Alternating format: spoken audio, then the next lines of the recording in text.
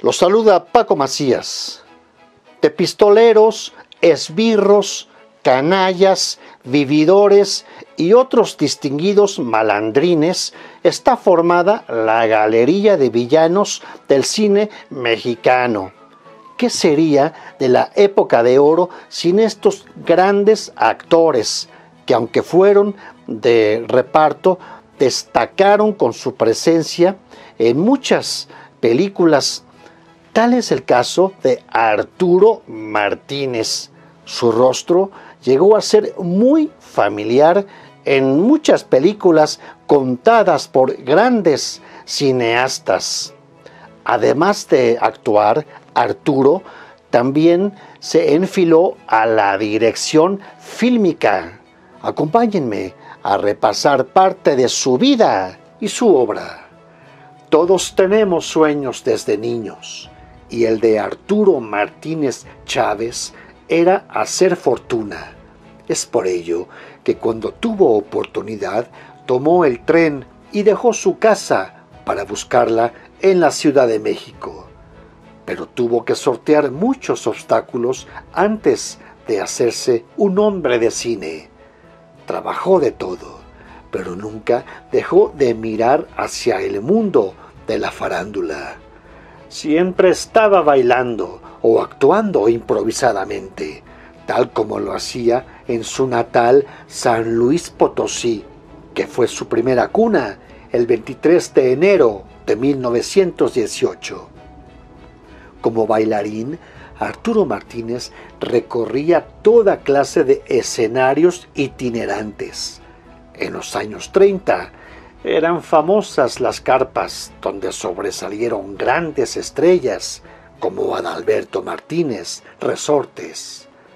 Era la época de las gloriosas compañías teatrales, donde figuraba el nombre del gran Cuatzón Beristáin, quien se fijó en el talento natural del joven Martínez y lo introdujo como sketchista y bailarín en su comparsa artística durante 2 años.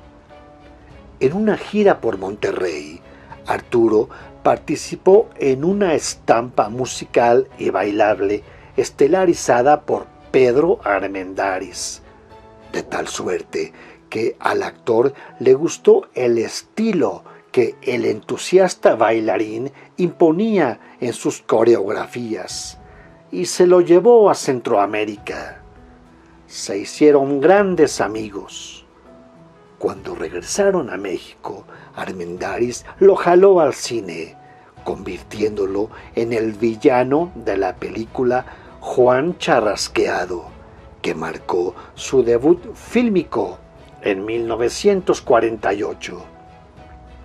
Esa cinta, dirigida por Ernesto Cortázar, lleva como estelar femenino a la bellísima Miroslava Stern. Los críticos de cine nominaron a Arturo Martínez al Ariel como mejor coactuación, pero la estatuilla quedó en manos de Víctor Parra por la película El Muchacho Alegre. Años más adelante, Arturo volvería a estar nominado en la misma categoría por la cinta El 7 leguas. Como antagónico de Pedro Armendáriz, vimos nuevamente a Arturo Martínez en la cinta En la Hacienda de la Flor, donde también aparece la hermosa actriz española María del Rosario Sanz Ruiz y Rey de Alonso, mejor conocida como Rosario Dúrcal. Pedro Armendáriz y Arturo Martínez mostraron su gallardía en muchas películas.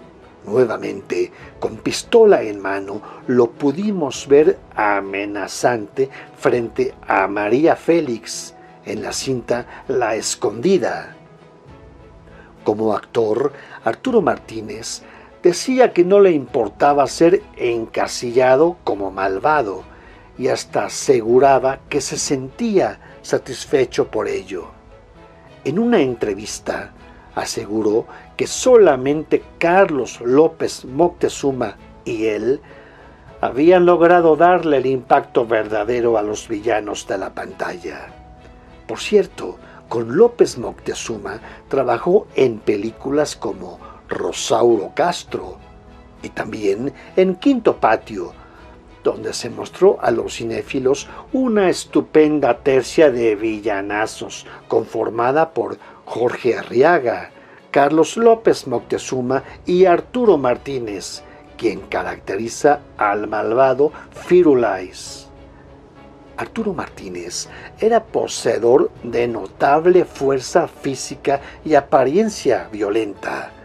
Es por ello que fue requerido como villano en casi todas sus películas.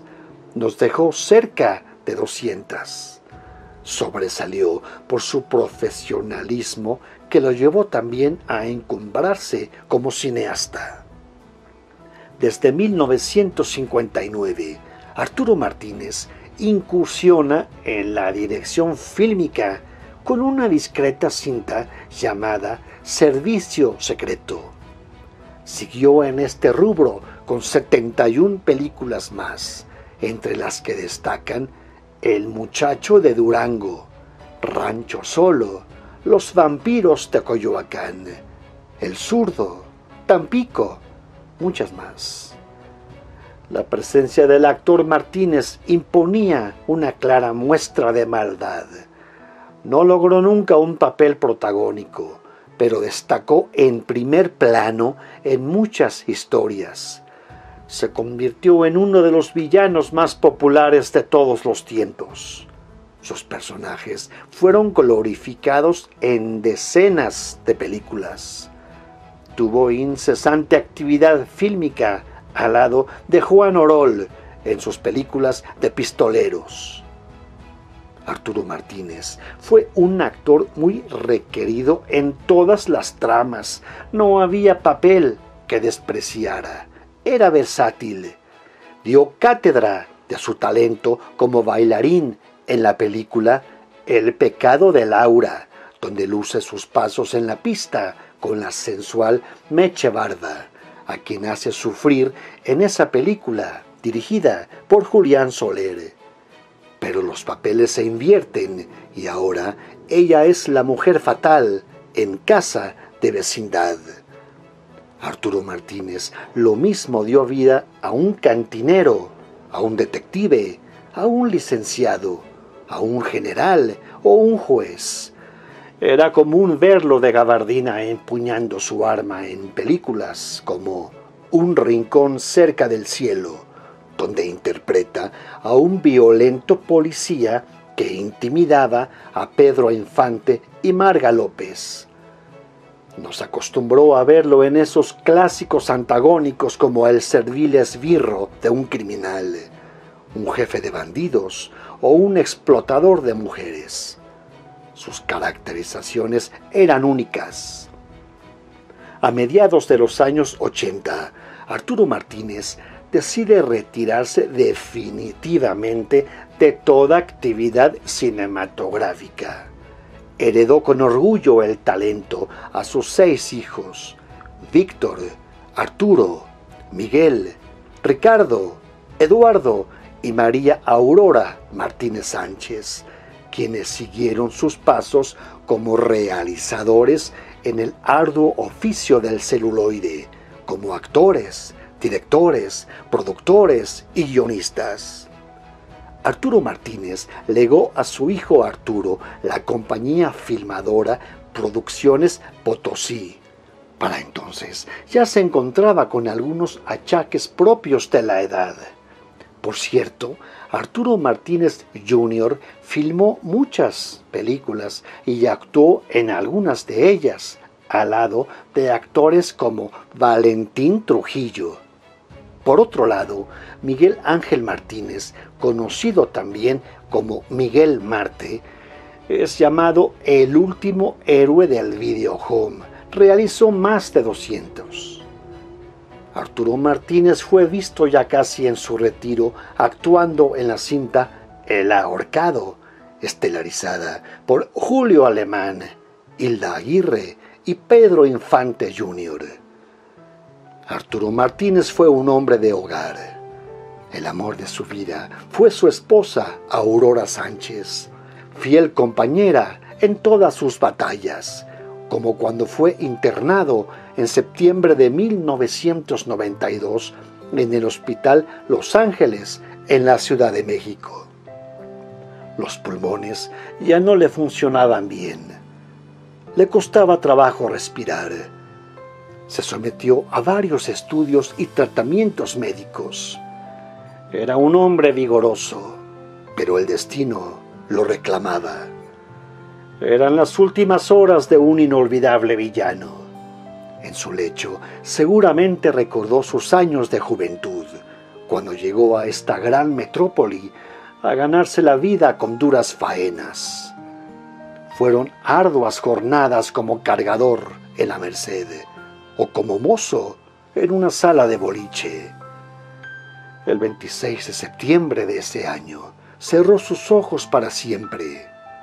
Sus restos fueron incinerados y depositados en una cripta del templo de Nuestra Señora de la Esperanza, al lado de su hijo Víctor Manuel, quien fue actor y director y quien muriera 2 años antes.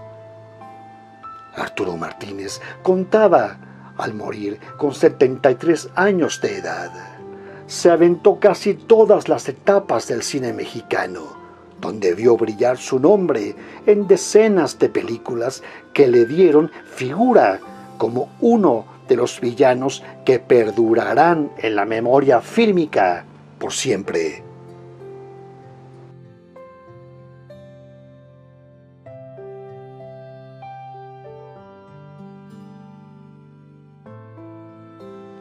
Arturo Martínez es ampliamente recordado por su fuerza expresiva que perduró con el paso del tiempo. Sus personajes ayudaron a otros actores a consagrarse. Fue de los pocos villanos fílmicos que lograron salir de la categoría de desconocidos para destacar como actores estelares de carácter o coestrellas de figuras populares. En la siguiente galería mostraremos algunos repartos en los que compartió el set de filmación con grandes estrellas del cine mexicano.